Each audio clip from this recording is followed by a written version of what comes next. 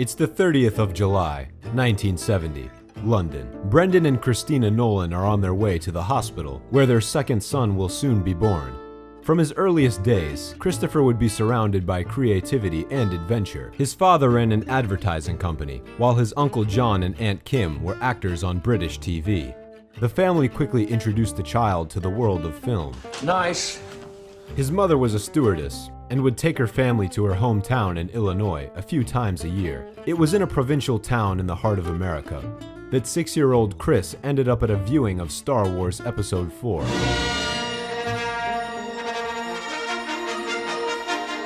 The magic which he witnessed unfolding on the big screen enchanted him and caused him to fall in love with cinema for good.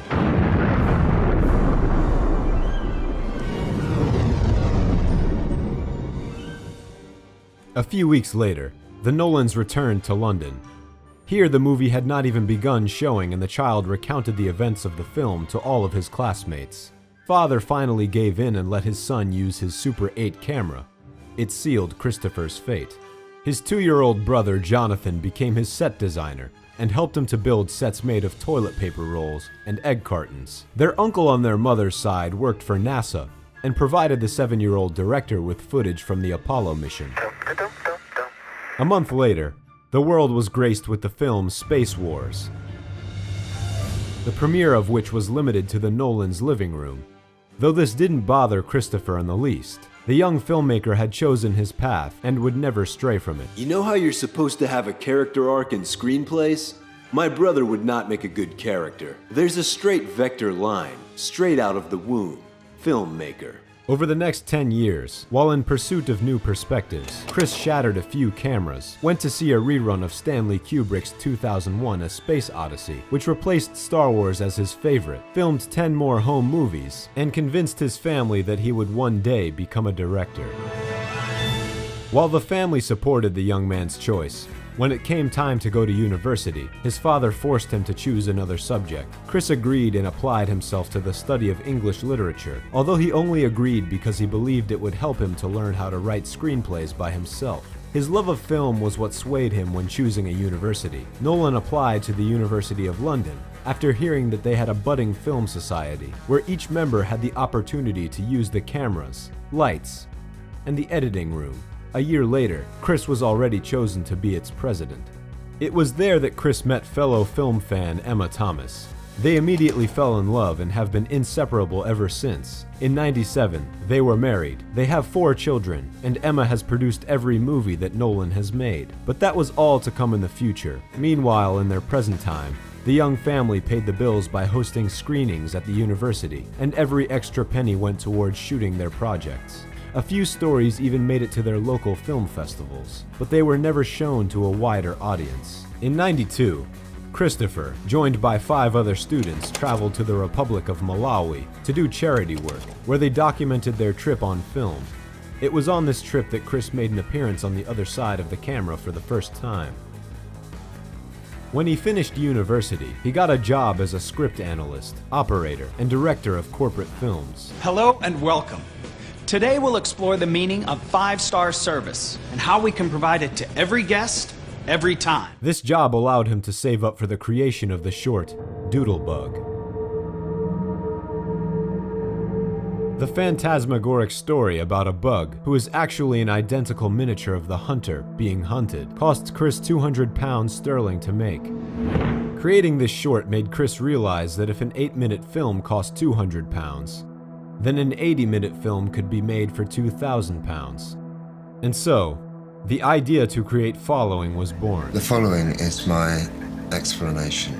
Well, more of an account of what happened. Since the plot of the noir thriller was directly connected to the budget, Chris wrote a script that did not presume to include any expenses. Lighting was too expensive, so in order to give the movie a little style, they filmed in black and white. The only thing they spent money on was film reel, which also was not cheap.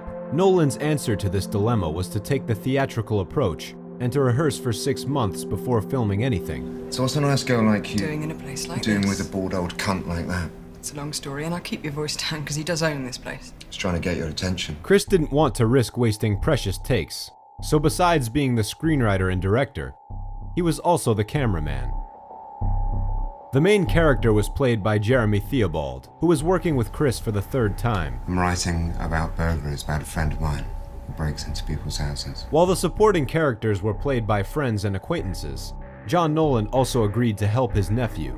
We also found a hammer with 2 types of blood on it. And even Emma Thomas made her one and only appearance in the movie. It took 1 year to film. Since Nolan wasn't playing his team, they worked regular jobs 5 days a week. Every Sunday, they would dedicate several hours to shooting and end up with 10 to 15 minutes of material. I've been having quite a lot of days like that.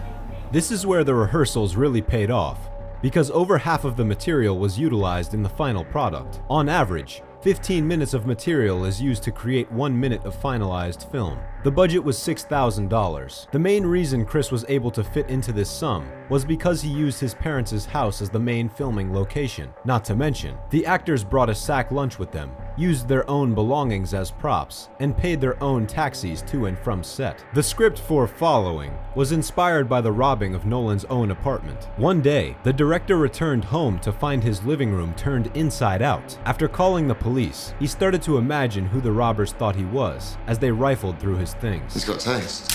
Used to his own, but he's a sad fucker with no social life. This idea turned into a brain teaser. The non-linear storyline jumps in time more than 30 times, while the beginning, middle, and end happen simultaneously. The structure of the editing baffles the viewer, but each scene sheds more and more light on the previous events. There are also several minor details that pay homage to the tastes of the creator. Things like posters of The Shining, Reservoir Dogs, Casablanca, Sunset Boulevard, and the stolen soundtrack from Trainspotting. Then, there is the Batman sticker, and the name of one of the main characters, My name's Cop. which is a prophecy of sorts from the director. Not exactly. The film was shown at a few independent film festivals in Great Britain, but not a single studio picked it up for distribution. We're unlucky. Don't worry about it, it won't happen again. Chris declared the film community of the Foggy Albion a closed club for snobs, and decided to take his pictures to Rotterdam for the film festival. My film is called Following, and I wrote and directed it. Within a month, they showed Following at the Slamdance Film Festival, where Next Wave Films immediately offered to buy the rights. Of course, there were no lavish premieres, just limited screenings in New York and 100-odd cinemas in Europe. Nevertheless, Following made over $300,000. Money, bunters of money. Hey, do you like our work?